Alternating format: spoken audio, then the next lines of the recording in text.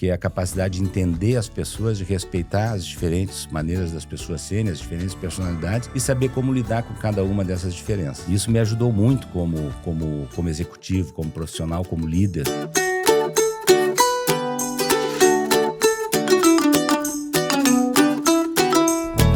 O podcast Letrando, produzido pela plataforma de leitura Elefante Letrado, apresenta a sua nova temporada, Carreiras Inspiradoras. Sheila Von Tobel, jornalista e fundadora do Elefante Letrado, conversa com o empresário Ricardo Von Tobel.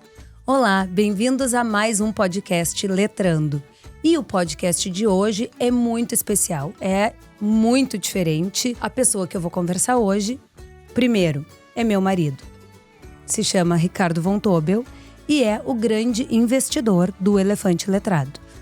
O Ricardo foi o nosso apoiador desde o dia 1 e é, até hoje, nosso maior incentivador. Então, nada mais justo que trazer ele aqui para contar um pouco da experiência de vida dele, que é um grande empresário. Agora eu vou ter até que ver como que eu vou ficar te elogiando, porque, né, tô elogiando o meu próprio marido, mas se eu não achasse tudo isso, não teria casado também. Então, uma pessoa que eu admiro muito e que tem uma trajetória de vida incrível. Então, Ricardo, obrigada por estar aqui comigo. Pode sorrir agora, pode. Antes a gente demorou um pouco para começar porque ele fica rindo. Super tranquilo e na maior das boas vontades. Muito bem. É um prazer. Tudo bom, Chico? Tudo bem, contigo? Tudo tranquilo. Que bom. Que bom. Tava esperando esse convite há tempo, né? Há muito tempo. Eu até estava me achando injustiçado. De não ter sido o primeiro. 15º ou 16º podcast? Não, 18º talvez, já me perdi. É um 21º? 21º. Apesar de todos os elogios, ver que demorou para ser convidado, para ter o privilégio de estar sentado. Não, já teve aqui antes com o Galvão. Depois de muita reclamação. Por isso eu tô aqui hoje. Enfim, peito aberto. Então, tirando as brincadeiras, vamos lá. Vamos. Para quem não te conhece, conta um pouco da tua história. Tu começou a trabalhar, eu vou te perguntar e eu mesma já vou contar. Tu começou a trabalhar com 12 anos. É isso? Não. Na verdade, eu não comecei a trabalhar com 12 anos. Eu comecei a me envolver no mundo dos negócios com 12 anos. Que é um pouco diferente de trabalhar. Eu considero que quando a gente começa a trabalhar é quando tu tem uma responsabilidade. Né? Quando alguém está te remunerando e tu tem que dar alguma coisa em troca que justifique a remuneração que tu está recebendo no final do mês. Quando eu tinha 12 anos, meu pai achou que era um momento de me envolver no negócio em função de ser o filho mais velho, e ele entendeu naquele período que uma das formas mais eficazes de me envolver com o negócio, de conhecer o negócio, era começar a sair nos caminhões de rota. Caminhões de Coca-Cola, para quem não sabe. Caminhões de Coca-Cola, caminhões de Minuano Limão na época, aqui em Porto Alegre. Isso. E sair no caminhão de rota significava o seguinte, quer dizer, eu estudava no período da tarde, eu entrava no Colégio Anchieta em torno de, eu acho que era 1h15, 1h15. Mas os caminhões, quando saíam do mercado, saíam normalmente em torno de 5h30, 6 horas da manhã, todos os dias. Aí eu saía no caminhão até o horário de chegar no colégio, o caminhão me trazia pro colégio. Todos os dias? Não. De segunda a sexta? Não era todos os dias. Saía 2, 3 vezes por semana. Algumas semanas saía mais, outras menos. Não era um compromisso diário. Mas enfim, então eu durante algum tempo cheguei na escola de caminhão, né? E isso foi para mim um tremendo aprendizado do ponto de vista, vamos dizer, de conhecer gente, conhecer pessoas, de me abrir pro mundo, né? Principalmente no que diz respeito a relações interpessoais. Porque quando você sai numa situação dessas, você visitava aí 30, 40 clientes por dia, né?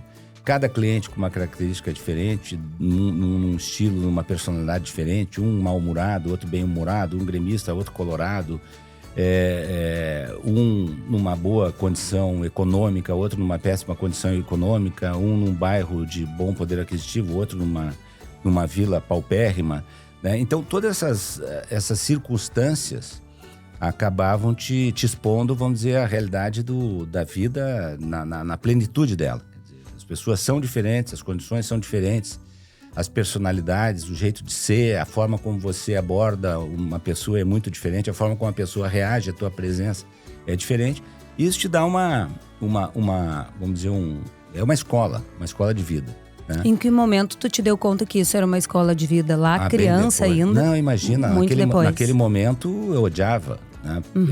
Enquanto meus amigos jogavam bola, brincavam, no período da manhã eu acordava às 5h30 para sair num caminhão, para colar cartaz num bar, colar um decalque, um adesivo, para repor bebida na geladeira, ajudar o motorista a classificar a garrafa. Na época as garrafas a gente classificava, porque eram garrafas diferentes, quer dizer, garrafa de Coca, de Minuano, de Fanta, de coisa, tinha que classificar. As garrafas ficavam todas espalhadas dentro do cliente, você tinha que classificar uma a uma e botar na caixa para levar de volta para a fábrica.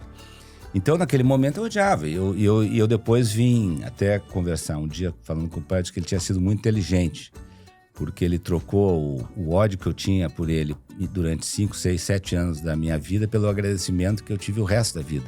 Sim. Porque foi uma experiência que naquele momento foi muito difícil. Não difícil do ponto de vista, vamos dizer, que existia alguma dificuldade em fazer esse tipo de coisa, mas que era, vamos dizer, abrir mão da minha infância. Enquanto eu poderia estar jogando bola, eu estava ali, saindo em caminhão. Né? E imediatamente depois que me deixavam na escola, eu tinha que começar a estudar. Depois voltava para casa e já era quase a hora de fazer os temas e dormir. Quer dizer, então a minha vida era isso. Mas voltando, quer dizer, então eu agradeci porque aquilo ali para mim foi um grande aprendizado, né?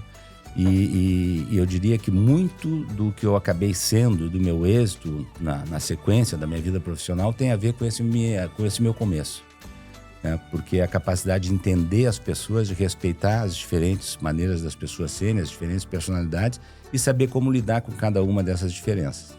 E isso me ajudou muito como executivo, como profissional, como líder dentro da organização, né? E na aula, como tu era?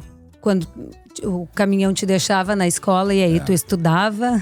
Ou já não tinha muita paciência para estudar? Eu era da turma do fundo. Né? Eu nunca fui um aluno exemplar, muito presente do ponto de vista exemplar. Eu não era aquele cara das melhores notas, né? Eu sempre passei raspando. Eu fazia o suficiente para passar, né? Colava Mas um pouquinho. era dos esportes. Colava um pouquinho. Eu era dos esportes. Tinha um ótimo relacionamento com todos os professores, com os diretores, com os padres, na época do Colégio Anchieta. E isso, eu sempre fui muito próximo dos professores, de todo mundo. Isso me ajudou muito também, né? E um pouco dessa proximidade, dessa minha maneira de ser, dessa forma comunicativa que eu tinha no colégio, a própria liderança, era presidente da sala de aula, era o capitão do time de futebol, tem muito a ver com esse aprendizado que eu trazia dessa experiência de viver uma realidade adulta num momento que era um jovem, né? Então isso ajudou muito. Quer dizer, eu amadureci talvez muito mais cedo do que meus colegas, meus amigos. Sim. Bom, e tu não fez faculdade, terminou o colégio, Isso. Não fez faculdade, fez alguns cursos? Muitos. Eu digo que eu não fiz formalmente uma universidade, mas eu fiz uma universidade fora dela. Ou seja, fiz muitos cursos de especialização no mundo dos negócios, curso de marketing, curso de vendas, curso de liderança, curso de conservação de energia na questão industrial. Enfim, tem tantos cursos que eu fiz. E a leitura? E li muito, né? Eu li muito. Foi importante nesse hoje processo. Eu não leio nem próximo do que eu li quando eu era mais jovem. Quando eu era mais jovem, eu gostava de ler revista, gostava de ler jornal, eu gostava de ler livro.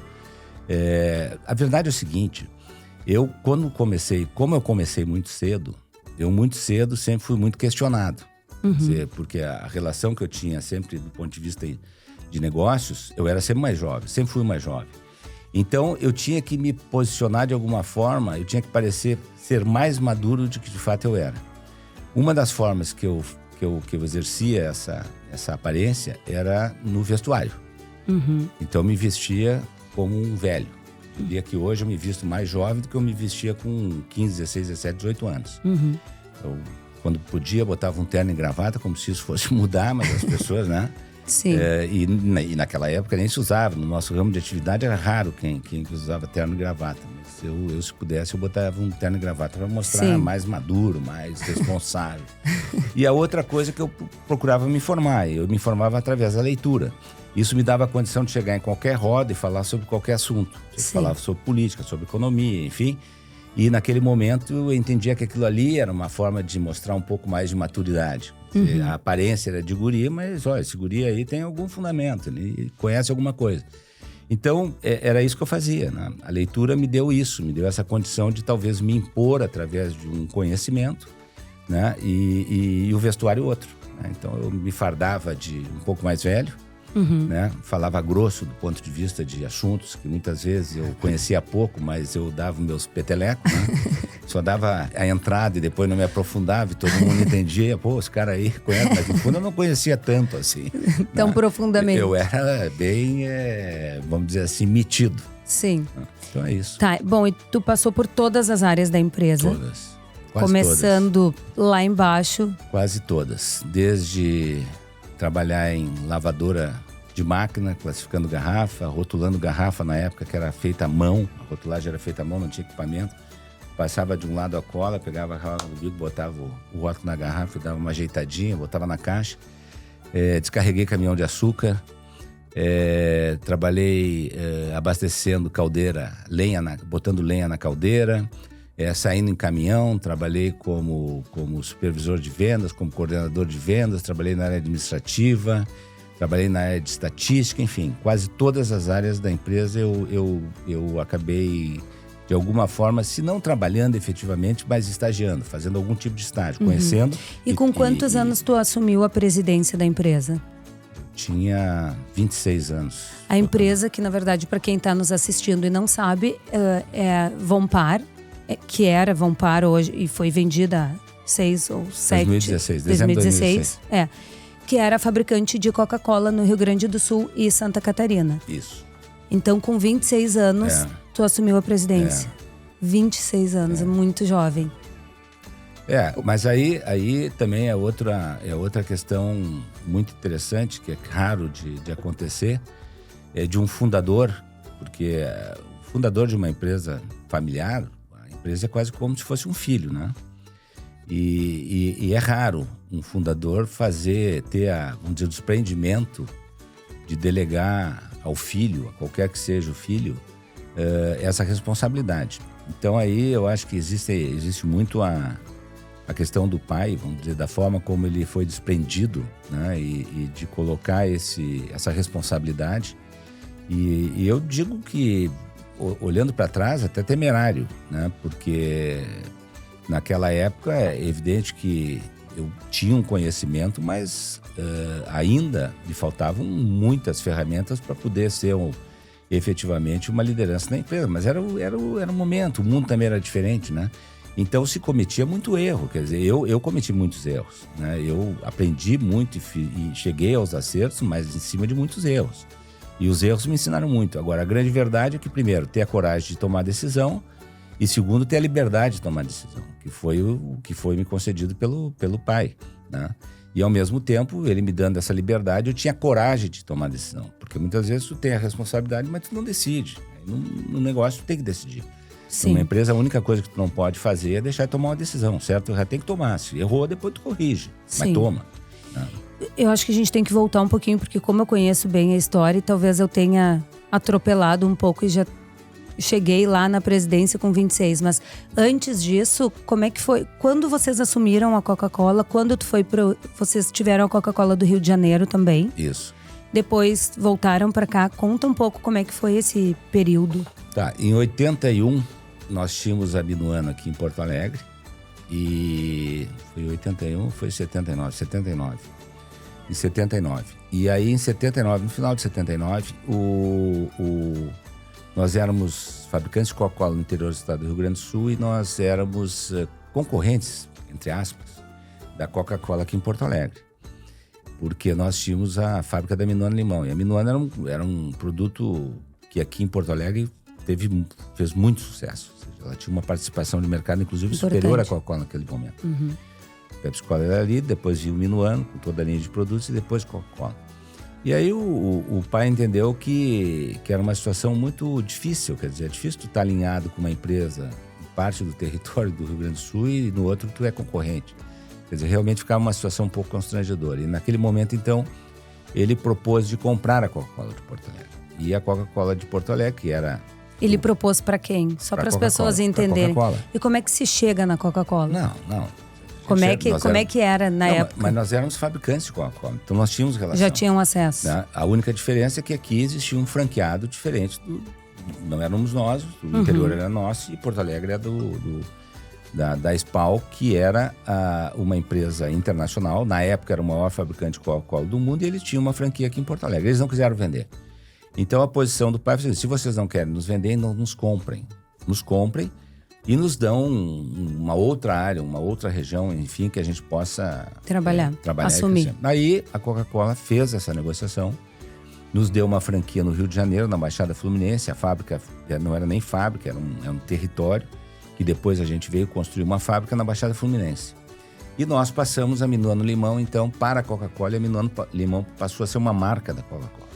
E aí fundiram-se aqui em Porto Alegre o Minuano Limão e a Coca-Cola, numa distribuição só, e o interior também, Minuano Limão e Coca-Cola.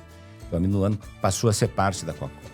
E o pai, com o Rodrigo, com a minha mãe e com o meu irmão Rodolfo, na época, mudaram para o Rio de Janeiro para tocar esse negócio da Coca-Cola no Rio de Janeiro. E tu decidiu ficar em Porto Alegre? E eu decidi ficar em Porto Alegre. Por quê?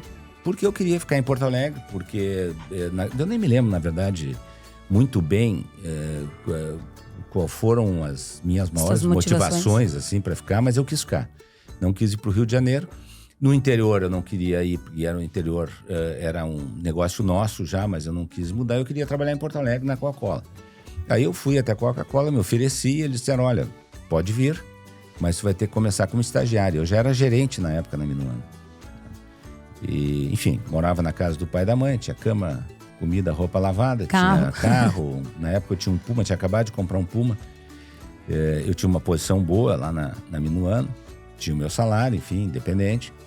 E eles me ofereceram a função de estagiário. Eu aceitei, eles não achavam, eu acho até hoje que eles não... Eles não acreditaram que tu ia aceitar. Eles só não disseram não, para não ser uma atitude antipática, me ofereceram como estagiário, mas mesmo assim aceitei. Vendi meu Puma, comprei uma moto 125, aluguei um apartamento ali no Moinhos de Vento, mobilei o apartamento com caixas de Coca-Cola vazias, com vidro em cima, com prateleira que eu comprei nos bricks aí, enfim, e me virei. Né? E a única condição que eu impus é o seguinte: olha, se eu mostrar a condição, eu quero que eu tenha a possibilidade de ascender, vamos dizer, do ponto de vista profissional dentro da empresa.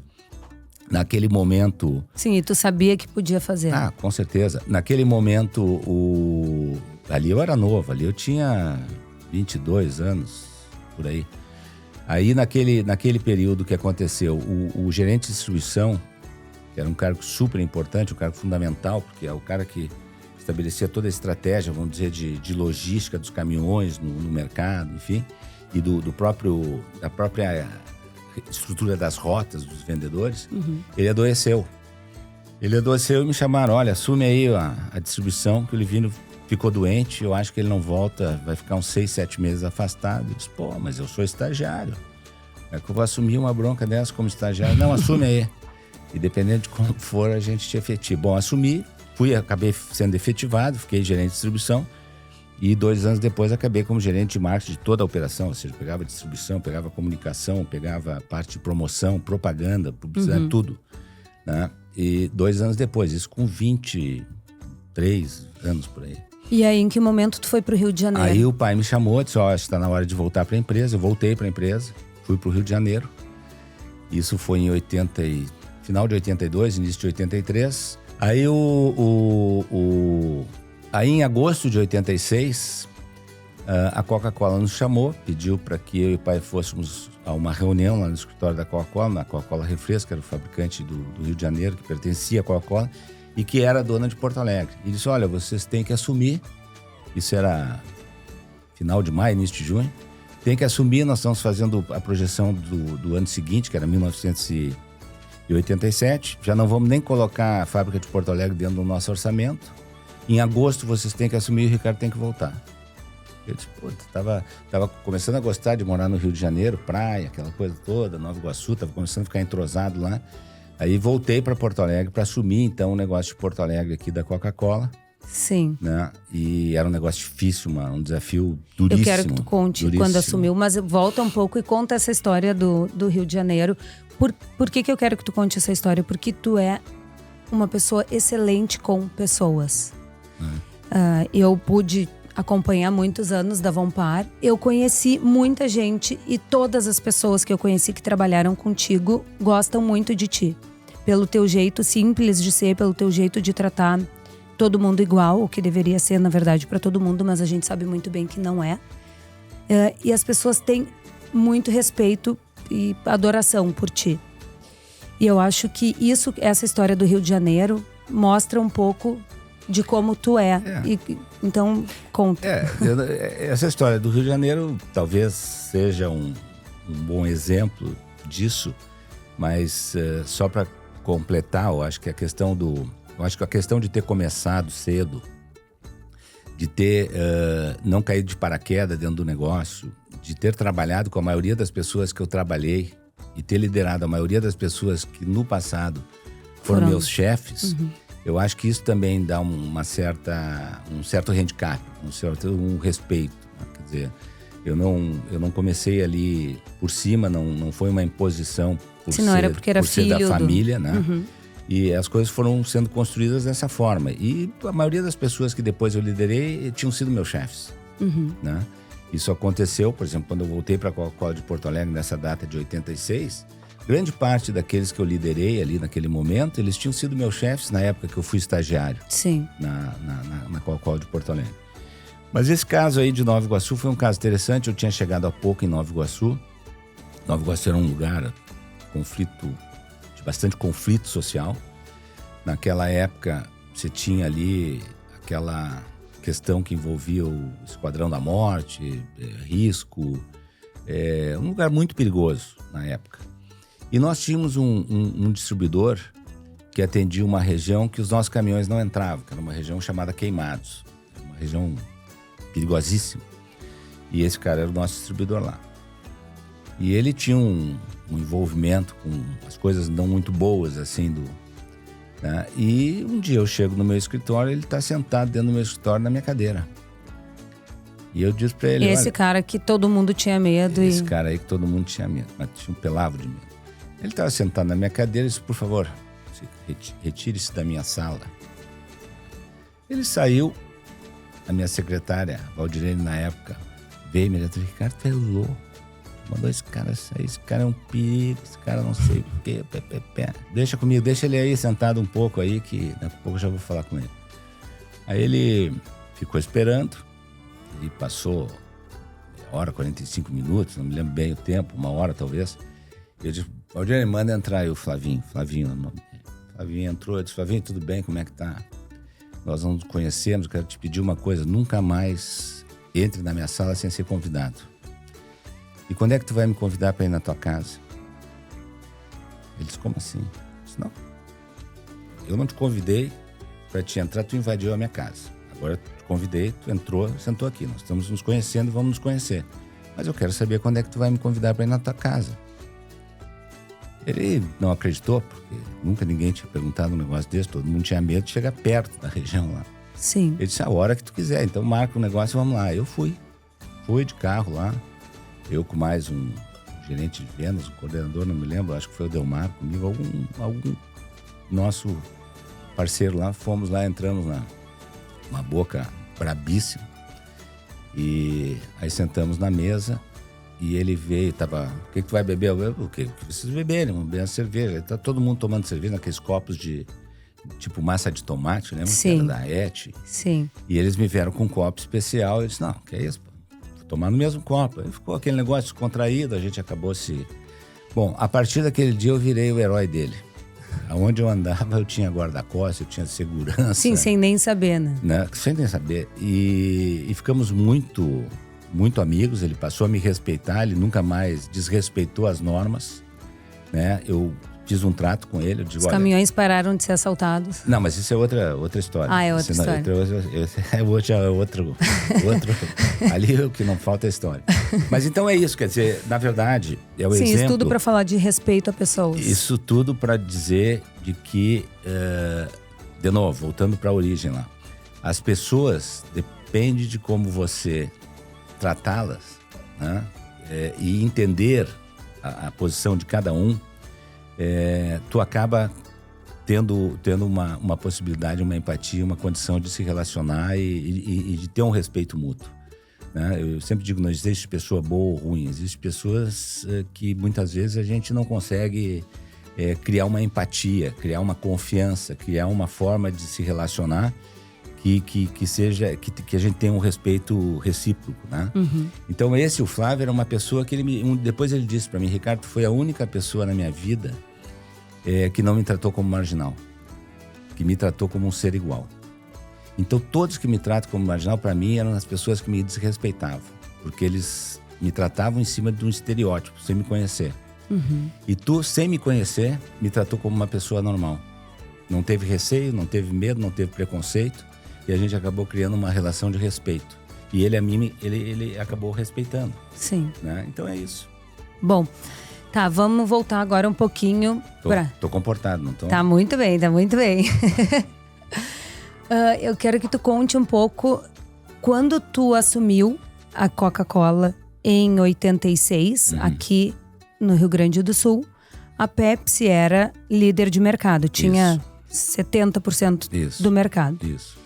Em menos de 3 anos, vocês viraram o mercado. Isso. Que é uma coisa inacreditável, porque quem consumia o gaúcho naquela época achava que Pepsi era daqui, né? O que tu fez, o quanto tu trabalhou para conseguir virar em 2 anos e meio algo que era há quantos anos estabelecido? Primeiro, não fui só eu. Né? Sim, tu como líder de um grupo, ninguém faz nada sozinho. Fomos nós, a nossa empresa, né? Porque naquele momento eu contei com a colaboração de pessoas que trabalhavam conosco há muitos anos. Quer dizer, nós trouxemos gente de confiança nossa que trabalhava na fábrica de Santo Ângelo, que trabalhava na fábrica de Pelotas, enfim, que trabalhavam no interior do estado e que conheciam muito a cultura do Rio Grande do Sul e a forma de negociar no Rio Grande do Sul. Nós, como nós tínhamos sido aqui distribuidores de minuano, fabricantes de minuano de charrua em Porto Alegre, a gente tinha uma relação muito próxima com toda a rede de distribuidores. Essa rede de distribuidores, naquela época, eles distribuíam, assim como distribuía a Coca-Cola, o outro distribuía a Pepsi. E a Minuano estava dentro do distribuidor de Pepsi e de Coca. Então nós tínhamos um relacionamento próximo com esse pessoal. A primeira coisa que nós fizemos foi exatamente nos aproximar dos distribuidores e começar a virar a camisa. Então o cara era distribuidor, por exemplo, pegava ali em Cachoeirinha ou Gravataí, tinha um distribuidor. Aquele distribuidor, ele era o dono da praça, ele conhecia os clientes, ele que tinha, né? Então ele trabalhava com o Pepsi Cola, nós íamos lá e virávamos a bandeira dele. Ou seja, ele dormia a Pepsi Cola e acordava a Coca-Cola. Como? Conversando, negociando. Vocês trabalhavam de noite. Negociando. Eu lembro que uma vez tu me disse uma coisa que eu achei muito interessante, que é: enquanto meu concorrente está dormindo, eu tô trabalhando. Exatamente. Então tu trabalhava, vocês todos viravam à noite. Exatamente. Trocando o lettering virando trailers da cidade, que naquela época era um ponto de imagem importantíssimo, nem era um ponto de muito volume, mas em cada esquina tu tinha um trailer. E esses trailers a gente decorava com a logomarca, então eles passavam uma imagem muito importante. E isso tudo é uma questão de sensação, né? Quer dizer, à medida que tu tinha assim, um monte de trailers, a grande maioria, 80%, 90% dos trailers de Porto Alegre de Pepsi Cola. Daqui a pouco começa a amanhecer, pintar de vermelho. Coca-Cola começa o consumidor, todo mundo diz, o que está acontecendo? A Coca-Cola tá vindo com tudo, tá mudando, tá começando a se fortalecer, tá começando a ser mais arrojada. Então isso dava vamos dizer, um efeito positivo, não só na nossa equipe, né, do ponto de vista de motivação, como também passava para o consumidor aquela coisa, estão chegando, estão vindo. Né, coisa que a Coca-Cola, até aquele momento, tinha sido sempre muito passiva aqui, né? Então começamos essa virada de distribuidores, né, e com isso a gente ajustou a estrutura toda de distribuição, quer dizer, a gente tinha uma eficácia maior na forma de chegar no ponto de venda. E a outra coisa que se fez, aí juntamente com a Coca-Cola Internacional, que foi uma coisa bastante discutida e um investimento bastante alto na época, é que na época o negócio se dava, na grande maioria, 90%, quase 100% 100% do produto comercializado era de garrafa retornável. Ou seja, tu tinha que levar no supermercado uma garrafa vazia e trazia uma cheia. Tu ia no bar, levava uma vazia e trazia uma cheia, a não ser aquela que você consumisse no local. Mas o que era consumido em casa era retornável, levava vazia e trazia cheia. Evidente que quem tinha 70% do mercado tinha muito mais garrafa vazia do que quem tinha 30%, claro. Né? Uma relação dessa. E nós temos, olha, a única maneira de mudar essa realidade, se a gente tiver que botar a garrafa até chegar a quantidade de garrafa de PepsiCo, nós vamos ficar a vida toda botando, né? E nós nunca vamos chegar na proporção deles, porque assim como nós botamos, eles botam. Sim. Então vamos fazer essas garrafas todas irem pro lixo, né? E aí nós lançamos a tampa de rosca. Quer dizer, naquela época tu tinha que usar abridor e tinha que tampar a garrafa com colher, com aquelas tampas de plástico, com umas tampas de alumínio que existiam. Aí nós lançamos a tampa de rosca e imediatamente o consumidor, quando chegou no supermercado e viu a tampa, ele disse, pô, mas agora isso aqui tu abre, muito mais fácil. Hoje é um negócio absolutamente comum. Na época era uma inovação, quer dizer, tu tinha essa oferta de produto nos Estados Unidos, a maioria, todos os países da América Latina, talvez nós tenhamos sido o primeiro. No Brasil, nós fomos os primeiros a entrar. Então, entramos com a tampa de rosca. No momento que nós entramos com a tampa de rosca, todo aquele manancial, todo aquele estoque de garrafas vazias de Pepsi-Cola que tinha no mercado passaram a ser obra de ficção, de museu. Né? Quer dizer, elas tinham que, imediatamente, eles iam ter que fazer uma mudança. Correr atrás. Né? Só que, claro, que o custo deles, mudar 70% do era mercado, muito maior era muito que o de maior vocês. que o nosso. Quando nós entramos depois com tampa rosca, que 6 meses depois eles acompanharam com o litro, nós já tínhamos pronto, a gente sabia que eles iam acompanhar, nós tínhamos pronto o lançamento da 1,250 de rosca. E aí lançamos a garrafa de 1,250. Eles levaram umas 6, 7 meses, nós sabíamos que eles iam responder e nós entramos com 1,5. Quando entramos com 1,5 e eles não responderam, a gente já era líder de mercado. Já tinham virado o mercado. Aí já tinha virado o mercado. E nunca mais perderam a liderança. Nunca mais, só disparamos na frente. Isso foi em agosto nós assumimos em agosto de 1986 e viramos o mercado em janeiro de 1989. Depois de toda a história que Coca-Cola nunca tinha sido líder aqui no Rio Grande do Sul. Mas é uma história bacana. É impressionante. Essa é uma conquista bacana, de muito esforço, muito trabalho. Eu lembro que teve uma questão de marketing. De muita gente envolvida. Eles fizeram uma campanha chamando vocês de macacos. Isso. Vocês Coca-Cola. Isso. E vocês ficaram sabendo, isso era uma campanha nacional? Não, porque naquele tempo se podia tudo, né? Não, claro. Era uma coisa louca. Isso era dentro da Ambev. Eles não se referiam à Coca-Cola. Eles se referiam à macaca. A macaca. A macaca, ó, cuidado com a macaca vai fazer isso, a macaca tá fazendo aquilo, a macaca. E aí nós descobrimos... Que eles falavam isso. Que eles falavam e nos chamavam de macaca. Aí nós fizemos todos os uniformes da empresa, nós falamos, eu tô com a macaca. E botamos um macaquinho bem desaforado no peito e nas costas escrito bem grande, eu tô com a macaca. Era só para deboche. Sim, mas que gerou foi muito legal. Foi muito legal. É, muito bacana. E tu pintou o cabelo de vermelho uma vez. Pintei Por que tu pintou o vermelho. cabelo de vermelho? Porque eu fiz uma aposta com os funcionários. Um dia, no final do ano, tínhamos tido uma reunião de final de ano, de projeção de resultados, e nós, naquela época, íamos chegar aí, vamos supor, a um crescimento interessante. Mas esse crescimento... 100 milhões de caixas? Não, esse crescimento projetado nos levava a 93, 94 milhões de caixas. E aí, jantamos... Que já era arrojado. Era muito. Aí saímos para jantar e junto com os gerentes e diretores, estávamos tomando cerveja, brincando e coisa e tal. E eu disse, olha, pô, pessoal, quem chega a 93, 94, chega a 100. Imagina, vocês não vão, né, se assustar com uma meta dessas. E aí eu disse, olha, vamos fazer o seguinte, se você chegar nas 100 milhões de caixas, aí era um absurdo, era um desafio realmente muito grande. Eu pinto meu cabelo de vermelho. E o porquê do cabelo vermelho? Tu é gremista. Porque eu sou gremista. E essa coisa tinha muito forte na empresa, porque é uma empresa de muitos homens, né? A Coca-Cola era uma empresa de muitos homens. Eu ser então. gremista, pintar o cabelo de vermelho, coisa e tal, era uma loucura. Era tanto para os colorados que queriam me ver pintado com o cabelo de vermelho, e os gremistas que não acreditavam que eu ia pintar. Né? E aí começou. Aí começou o desafio, né? Esse desafio realmente acabou permeando em toda a empresa, todo mundo acabou comprando esse negócio.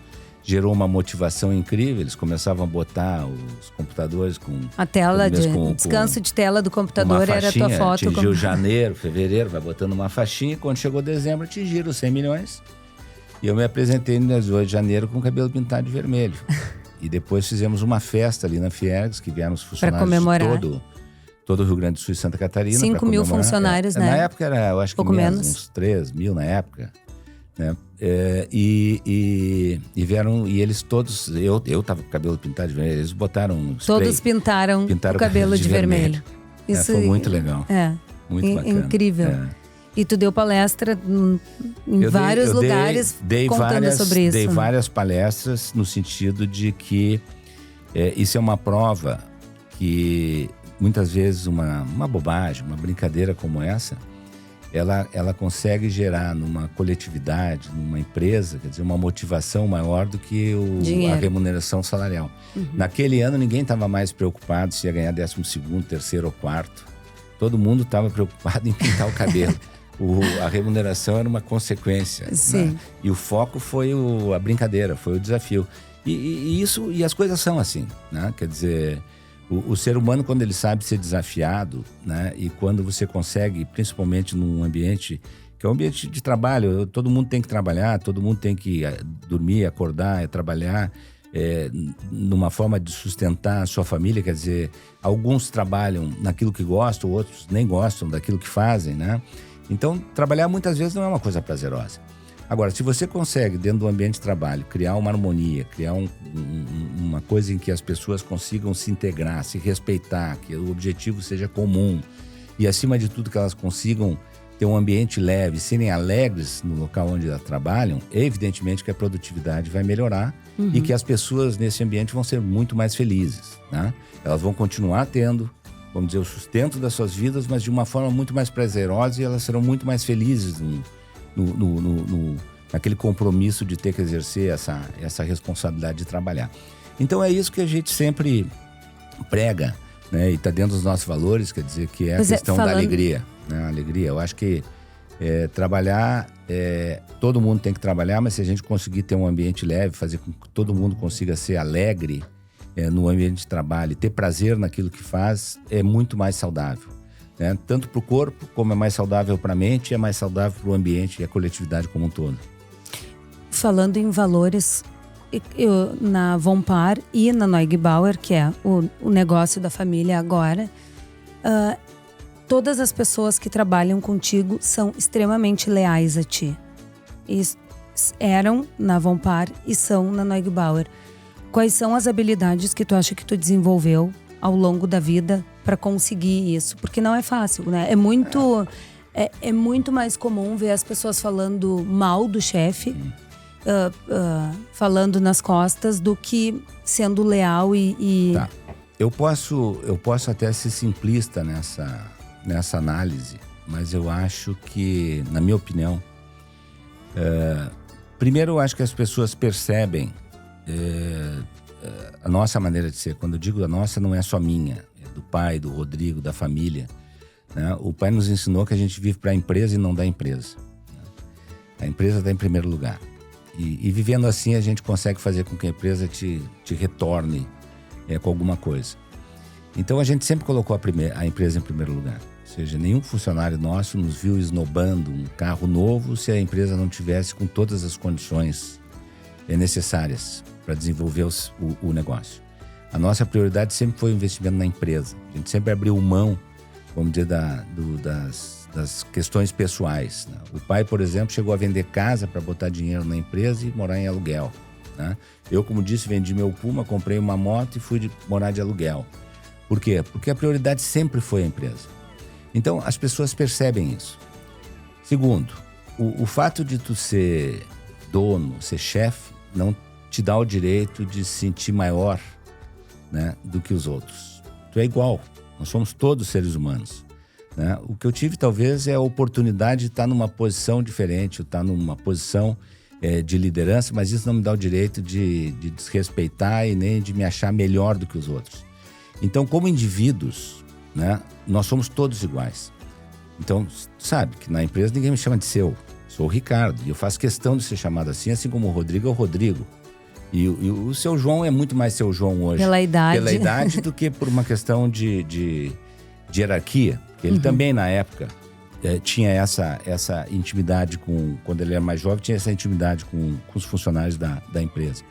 Então, eu acho que isso tudo faz parte de um todo de respeito, né? De respeito a valores que são muito fortes, que nós temos, que a gente entende serem muito fortes e que a gente não abre mão, que são esses valores de colocar a empresa em primeiro lugar, de respeitar as pessoas, né? De nunca sermos arrogantes na relação com os funcionários, né? E, acima de tudo, de liderar pelo exemplo, né?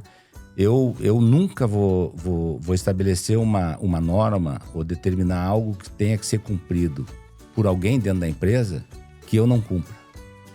E vou dar um exemplo, que é um exemplo que eu sempre dou. Na Vompar, nós tínhamos muita gente entrando e saindo nos portões e uma das normas era que os carros tinham que ser revistados. E o meu carro era revistado. E o meu também. Eu também. Toda vez que eu saía, me perguntava, por que estão revistando teu carro? Tu é o dono da empresa, tu é o presidente. Se todo mundo é revistado, eu tenho que ser revistado, eu tenho que dar o exemplo. Ninguém pode reclamar. A questão não é se eu vou levar ou não vou levar alguma coisa que eu não posso. A questão é do exemplo, né? Eu tenho que dar o exemplo. Então, por que eu não vou fazer isso? Então, esse tipo de coisa vale num exemplo como esse que eu falei e vale para qualquer outra... para qualquer outro tipo de né? Eu quero economia. Eu vou ser o primeiro a economizar, né? Nós estamos com despesa muito alta. Temos que racionar. Eu era o primeiro a parar num hotel barato, viajar no voo que tivesse o melhor preço. O melhor preço, né? Agora não vou assim, eu vou querer que todo mundo economize, o cara pare num hotel barato e eu vou parar num hotel caro. Que ele compre a passagem e programe com 10 dias de antecedência, eu vou lá e decido 5 minutos antes. Então tem que dar o exemplo, né? Então, eu acho que o exemplo é a base de tudo. E isso, dentro de uma organização e com o passar do tempo, vai gerando esse ambiente de respeito, de confiança e que aproxima as relações. Né? Em que momento vocês decidiram vender a Vompar e que antes, na verdade, compraram a Neugbauer? Isso. Fala resumidamente. Nós compramos a Neugbauer em 2010. O que é a Neugbauer, para quem não sabe? Como a Neugbauer é chocolate, todo mundo sabe. Como é que ninguém sabe? Não, eu não disse ninguém sabe. Tá? Eu disse para quem não sabe. Não, hoje a Neugbauer. Todo mundo conhece a Neugbauer, a primeira empresa de chocolates do Brasil, primeira fábrica de chocolates do Brasil. Não, nós compramos a Neugbauer em 2010, aí tivemos um processo de transição da fábrica. Em 2013 começamos a produção na nova fábrica. E praticamente aí começa a nossa história com a Neugbauer, porque antes da nova fábrica era muito difícil de se projetar, vamos dizer, um futuro favorável para a empresa, porque a fábrica era uma fábrica centenária, com uma baixa produtividade, a qualidade questionável de produto. Então, se a gente não partisse do pressuposto de uma fábrica nova para poder chegar ao consumidor com produto de melhor qualidade e também aumentar a nossa distribuição e chegar aos outros estados do Brasil, seria impossível. Então, começamos em 2013. Refizeram embalagens, produto, fábrica, absolutamente tudo.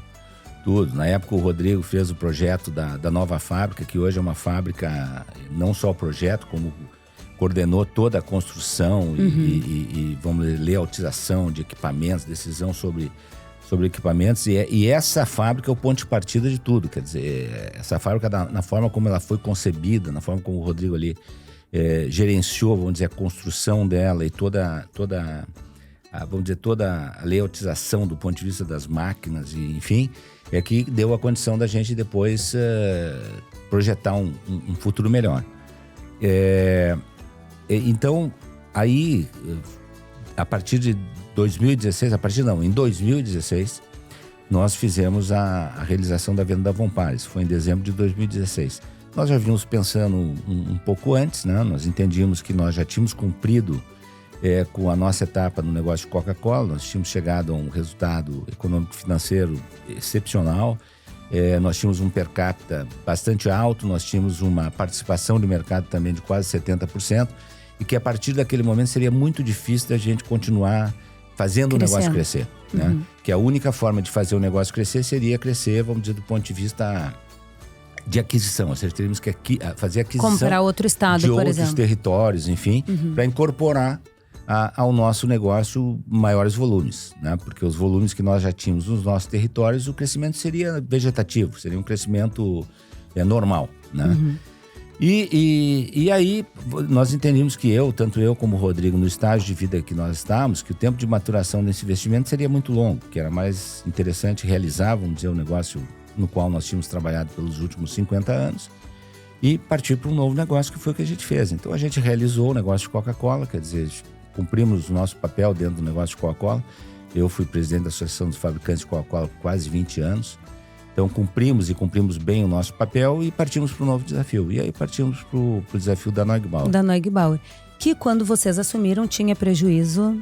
Não, a Neugebauer, quando nós assumimos, ela estava nesse estágio, quer dizer, ela tinha passado por 4 outras gestões, quer dizer, ela tinha sido do Grupo Fenícia, da família. A família, num determinado momento, resolveu se desfazer dela, vendeu para o Grupo Fenícia, o Grupo Fenícia vendeu para a Parmalat, que era uma grande empresa e todo mundo esperava, bom, agora a Parmalat sumiu, o negócio vai se desenvolver.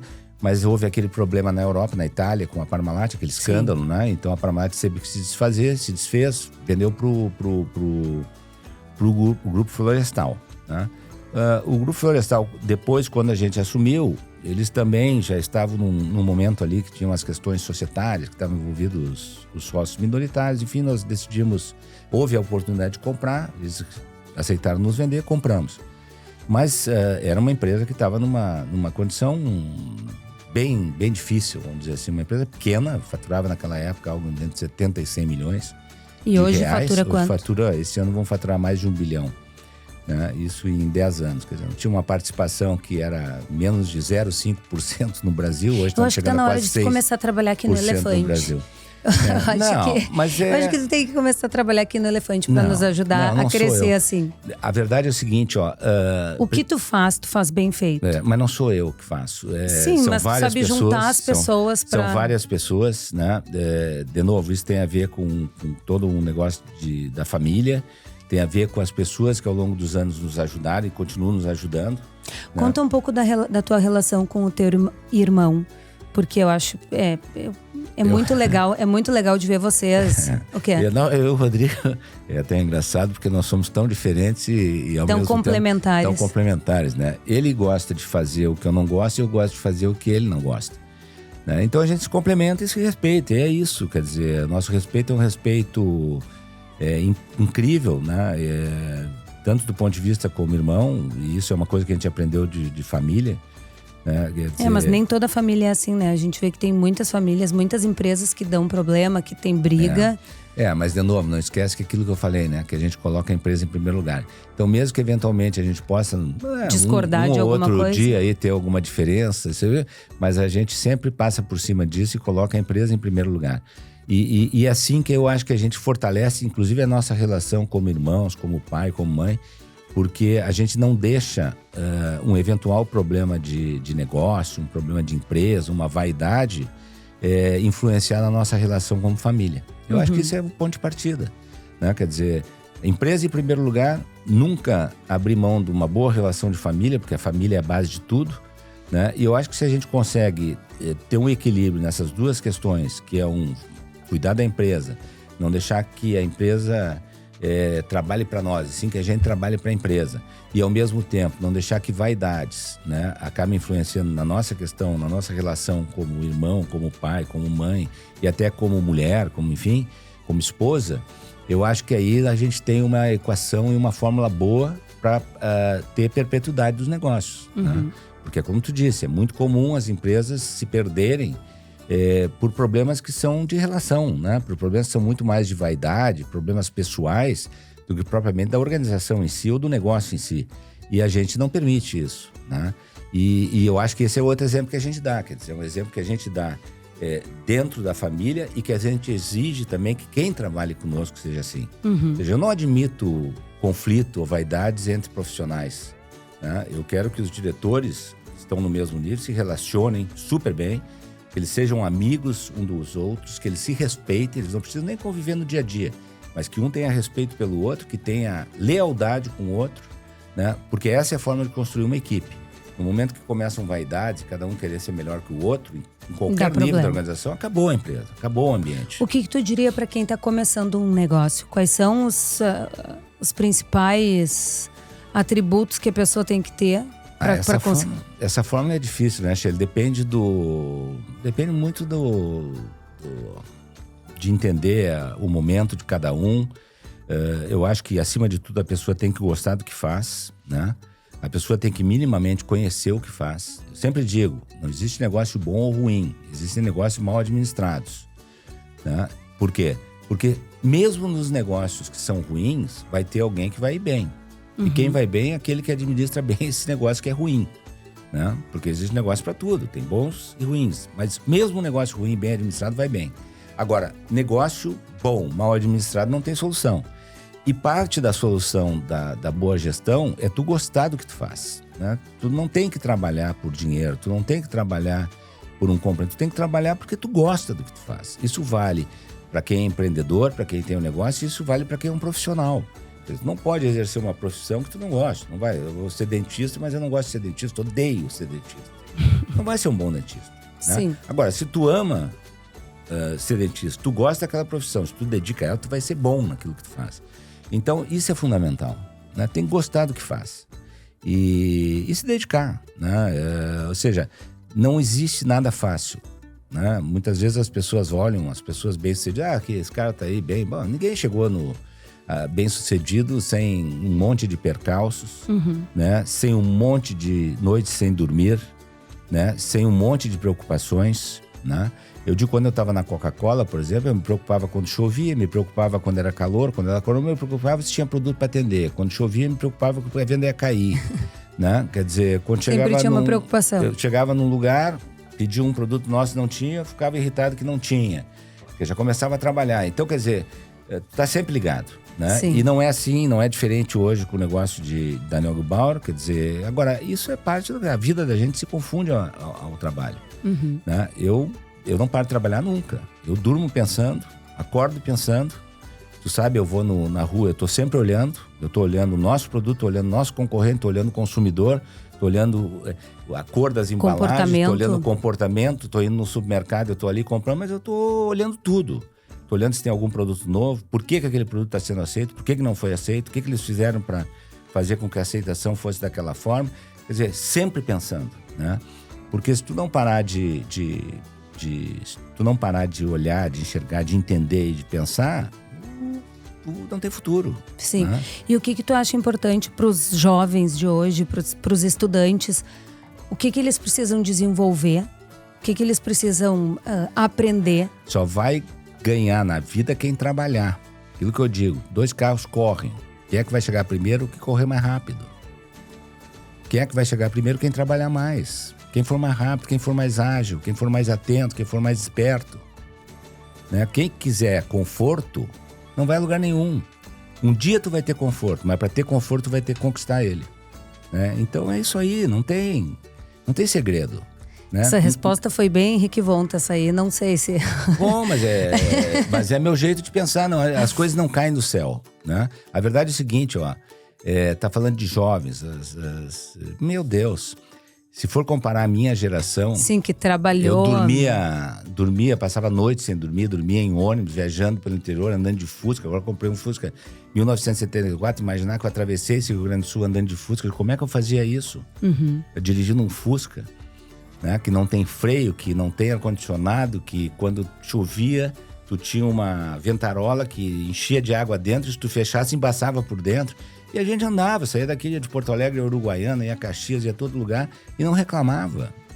Quer dizer, as hoje pessoas eram mais fortes, mas, pelo amor de Deus, hoje eu vejo todo mundo antigamente. reclamar de tudo. Não sei se é mais forte, eu acho que as facilidades da vida acabam gerando esse tipo de situação. As dificuldades acabam gerando gente forte para transpor a elas.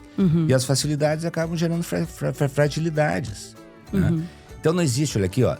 Segredo, hoje, amanhã, daqui a ser, é trabalhar, tá? É lutar. Ninguém ganha sem lutar, sem trabalhar. Ninguém ganha uma corrida sem andar mais veloz que os concorrentes, quer dizer. Então tem que correr, tem que ser mais esperto, mais ágil. E os teus filhos? Aliás, os nossos, né? O que tem?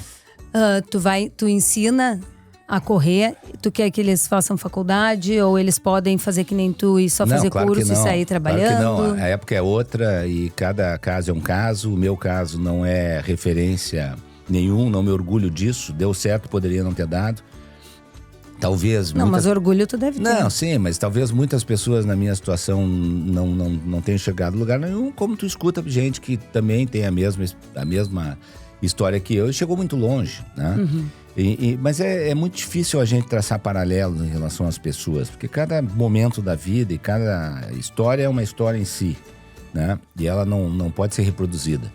Mas, em linhas gerais, por exemplo, falando dos nossos filhos, tu sabe, eu invisto na educação, nós investimos na educação deles, né? Eu tenho certeza, eles vão cursar uma boa faculdade, porque tem uma boa base do currículo escolar.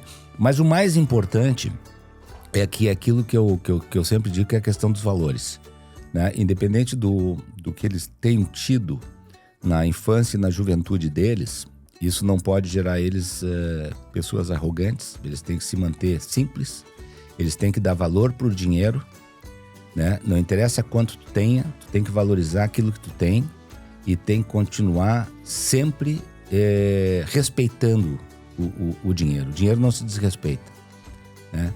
Dinheiro não se joga no lixo. Dinheiro é duríssimo de conquistar, é duríssimo de se ganhar. Então, ele não deve ser muito fácil também de se gastar. A gente tem que pensar cada movimento no sentido daquilo que a gente faz. E a pessoa em si, ela tem que ser muito maior do que aquilo que ela tem. A pessoa é mais importante do que o carro que ela dirige, do que a bolsa que ela carrega, do que a roupa que ela veste. As pessoas têm que se impor por elas e não por aquilo que elas têm, né? E essa é a minha mensagem para os meus filhos. Eu quero que eles pensem assim. Ponto. Ponto. Entendeu? Bem ditador. Bem ditador. Tá. Nesse quesito, super ditador.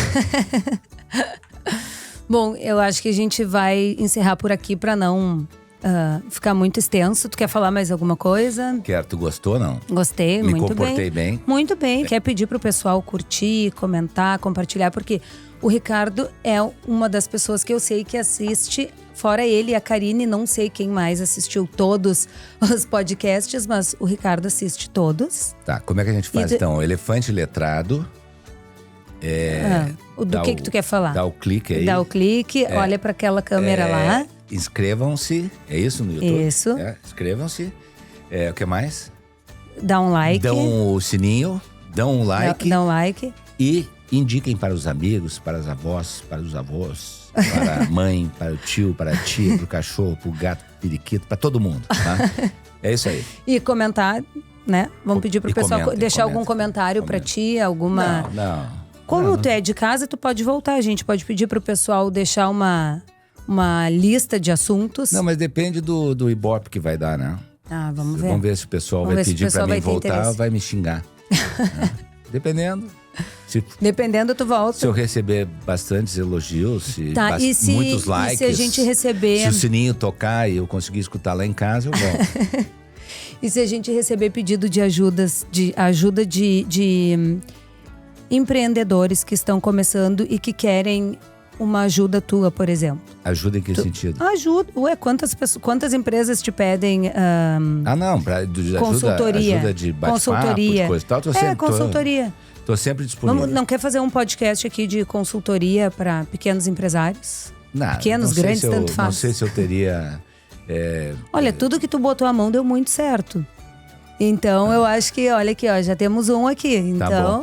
Mas a gente conversa sobre isso depois, tá. Mas eu sou voluntário, né? Meu negócio é, nesse sentido, eu sou absolutamente aberto. Todo mundo que me pede, eu nunca me omito. Quer dizer, falar em voluntário antes de encerrar, eu acho que uma coisa bacana da família e que a gente não falou é que todos vocês, tanto tu quanto o Rodrigo, quanto a Dona Elone, o seu João, vocês sempre fizeram muito pelo Rio Grande do Sul. Sim. Doação de multipalco, Teatro São Pedro, hospital, emergência, fora muitas ações que ao longo desses últimos anos a gente participou em inúmeras iniciativas. Iberê. O Iberê, a gente participou, foi coordenado lá, o Rodrigo trabalhou no Iberê e na época da obra a gente ajudou financeiramente com uma parcela, enfim.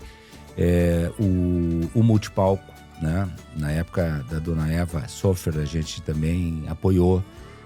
O Hospital Moinhos de Vento, a doação da emergência pediátrica. De pediatria. Agora estamos fazendo um novo investimento para aumentar, porque depois que começou ela acabou ficando pequena, né? Uhum. E foi um sucesso realmente, está no nome da mãe lá, Elone Maria Chinari levantou pediatria. Agora sucesso o atendimento, emergência, infelizmente. Não. Né? Sucesso que eu digo do ponto de vista de receptividade das pessoas, né? Sim. Ajudou muito, está ajudando e continua ajudando muitas crianças, né? Nesse sentido, sucesso. E agora fizemos um investimento no Hospital Nora Teixeira, né, na área no andar de pediatria. Ajudaram as Voluntárias pela Vida, que é um projeto que tem, né? Enfim, que nós temos com tem grupo de amigos. De fato muita coisa, mas isso é outra coisa. A gente sempre entendeu que é um compromisso na medida que a gente conseguiu construir o que construiu. E tudo que se fez foi em torno desta sociedade, das pessoas que aqui estão, que sempre nos respeitaram no sentido de consumir os nossos produtos, né? E de nos darem até a preferência. Por isso que acabamos nos tornando líderes no segmento onde a gente opera aqui no Rio Grande do Sul, que era uma forma da gente retribuir isso, né? E é um compromisso nosso, como pessoa, né, de retribuir isso. E a gente faz isso com o maior prazer. Né? Isso é uma coisa que realmente... A gente não tinha falado, eu acho que era importante falar, porque nós todos, admirável. Quer dizer, nos sentimos muito... aquela história, né? Quem dá, o prazer de quem dá é muito maior do que quem recebe. Né? Muitas vezes tu acha que quem recebe, mas quem dá, e dependendo de como você dá e para o que você dá, porque então é ficar dando também para tudo, né? Sim. Mas nesse caso, e para esses fins, que é o caso de saúde, sim, e ver a diferença cultura, que pode fazer na vida das pessoas. É uma coisa muito importante que a gente tem o maior prazer em poder participar. Tá. Bom, então vamos encerrar por aqui. Para você que nos assistiu, muito obrigada. Se puder, de novo, curtir, comentar, compartilhar, a gente agradece. É isso, Ricardo? É isso. Muito obrigado, Chico. De nada, as ordens. Este foi mais um Letrando, o podcast do Elefante Letrado, com a apresentação de Sheila Von Tobel.